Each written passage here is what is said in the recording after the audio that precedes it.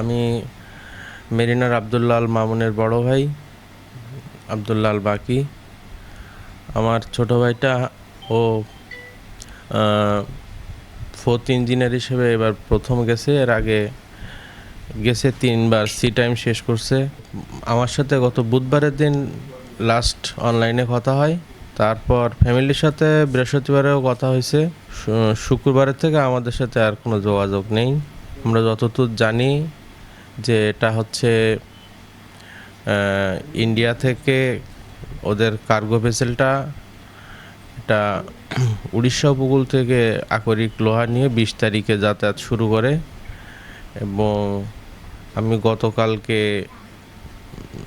দুপুরের আগ দিয়ে জানতে পারি যে ওই শিপটা ঝড়ের কবলে পড়ছে বা এরকম ত্রুটিজনিত কারণে ডুবে গেছে।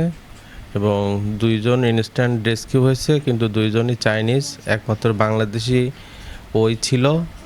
এরপরে থেকে আমরা ওর আর কোনো ধরনের যোগাযোগ বা কোনো ধরনের ট্রেস পাচ্ছি না। আমরা চাই যে ওকে আমার ছোট ভাইকে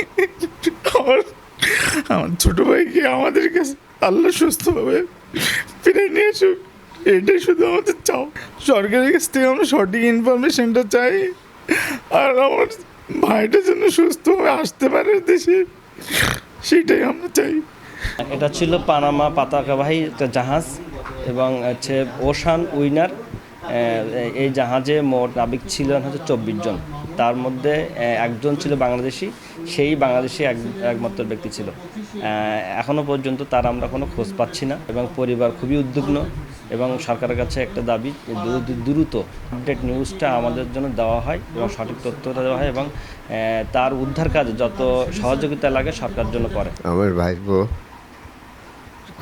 সকালে 8টার দিন সংবাদস্থল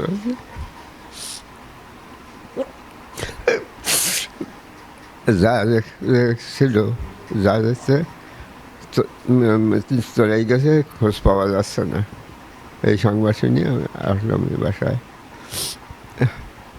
এখন সরকারের কাছে আবেদন থাকলেও আল্লাহ যেন কীভাবে আছে এই খোঁজটা ওনারা সঠিকভাবে দেওয়ার জন্য।